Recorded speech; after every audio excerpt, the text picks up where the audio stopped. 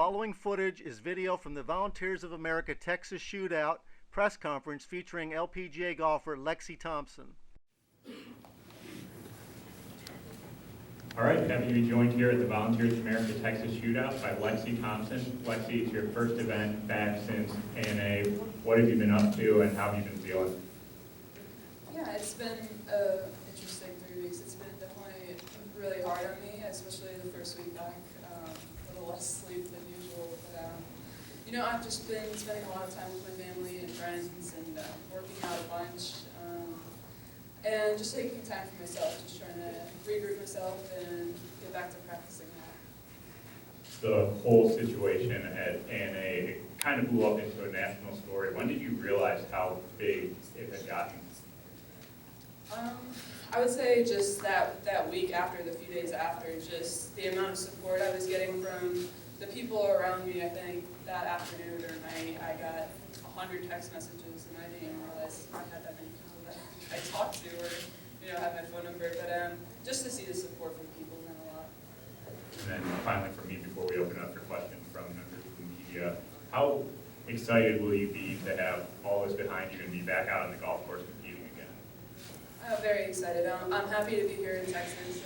Really focused on this week to just get back playing again. My game is in a great spot, and like I said, I've been working very hard the last 3 weeks, so I'm excited to tee it up and get this all done.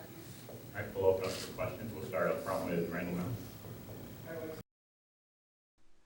Lexi was asked by the reporter in the audience to go back to that 17th hole where the incident happened, where she marked her ball, and give us some ideas of what she was thinking at the time. Yeah, well, obviously number 17, I had that about 15, 20 footer for birdie, and I had a terrible putt, terrible first putt, and that was my 27th, 28th hole, and I got up to it, thought about tapping it in, but I was pretty mad at my first putt because I put a terrible stroke on it. So I was just like, my dad always told me I've missed a lot of putts by just going up and tapping them in. I've stubbed a few, done all that. So I was just like, Lexi, just relax, mark the putt. This is a major championship. You don't need to go up and miss this little putt. So I went and marked it, and then, just took my time, took my practice stroke, and took a deep breath, and made sure I made it. One of the videos looks like you moved it around the mark. What do you think happened there? Do you think it was in practice?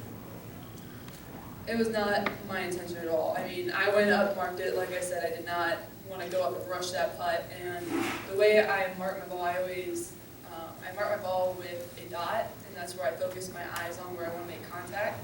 So when I went to mark it, I just rotated my ball to line up my dot to where my putter would make contact.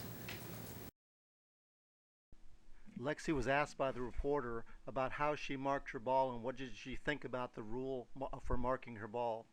I haven't read too much into the rule just because I just got back from the Zurich Classic, so I didn't read it fully. But I think any rule that's made to make the game more simple, I think is great for the game of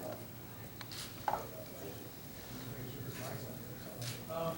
You had any discussions since the ruling to change the decision to the rule yesterday with the rules officials to see if with the rule you would have still developed? I haven't spoken to anybody, any rules officials here. I haven't actually even seen one, so I haven't talked to anybody about the new rule.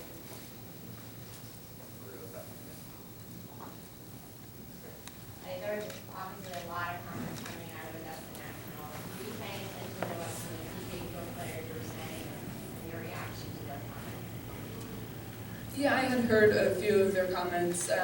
Like I said before, it means a lot that I got the support that I did coming from the tournament, and especially from fellow golfers, fellow PGA Tour players, and even players out here. It means a lot to me, and yeah, I mean, it was great to see what they had to say. What's been the hardest part of the past few weeks post Sunday? The hardest part, I'm just going through it.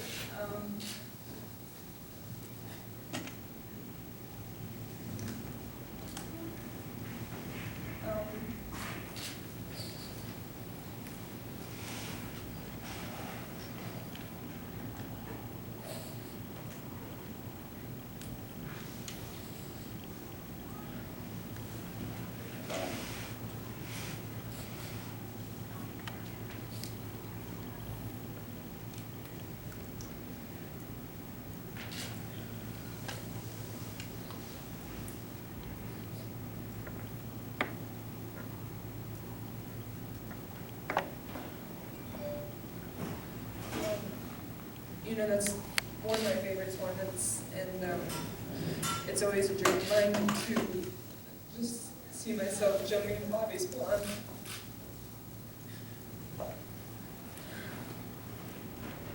And I've worked my whole life to, have my name on major championship trophies, and especially that one. It's a very special week for me with all the history behind it. And I played amazing that week. I don't think I've ever played any better. And just for that to happen, it was kind of a nightmare. So, but it was still a very special week. It always is.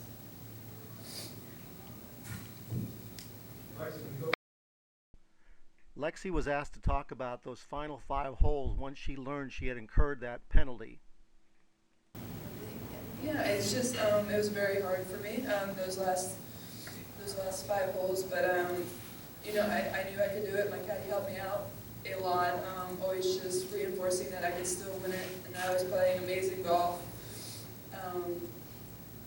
It was tough. I've never cried so much on a golf course on every shot, but to have the fans out there always cheering me on every shot. I had a group of 3 little girls that followed me every single day, and they high-fived me going to every tee, and it's just stuff like that helped me and just made me driven more to finish off the tournament well, and I knew I could do it, so I just tried to stay positive. But you had that work like great where you had so much momentum going. How does this all seem to be affecting you? How much of a challenge will it be to manage that level of play? I don't think it'll be a challenge because, 2 days after it all happened, I was out 7:15 teeing off at Trump International with my brothers. I was determined to get back out and practice my game harder than ever and keep it in the spot that it is. And I've been doing just that. So it's just all a matter of just staying positive with it and knowing my game's in the spot that it needs to be. Just one last detail from the next question. What is it does seem trouble? Do you think that pushing the knee of the mark that might cause you to leave over, or what explanation do you have that you does show the ball moving along the mark? Well, I have seen the video and I can see where they're coming from with it. It might have been, I guess, me rotating the ball, but like I said, I have always played by the rules of golf. Growing up with 2 older brothers, they were always on me for, playing by the rules of golf. And there's no need for me to improve anything. Those greens are absolutely perfect. And the whole week, there was nothing in my line to be moving it from or anything. So, I have no reason behind it. I did not meet it at all.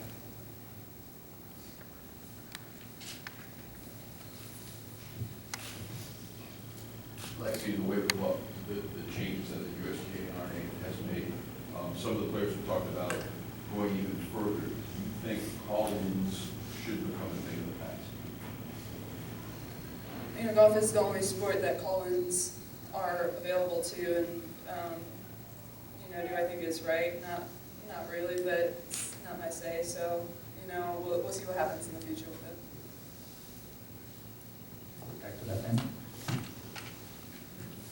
You've heard from a lot of people. What's the best piece of advice that you've gotten from maybe a player or family member about how to move on from this and sort of put this in the past? I think it's a bit from everybody saying kind of the same thing, that I've just been playing amazing golf and that just the way I handled it and how they're proud of me. That's got me through it a lot. It's been hard, but I know where my game's at, and just having support from my family has meant the world to me. And I also see players supporting me. It means a lot. All right, well, Lexi, we appreciate the time. We wish you the best of luck this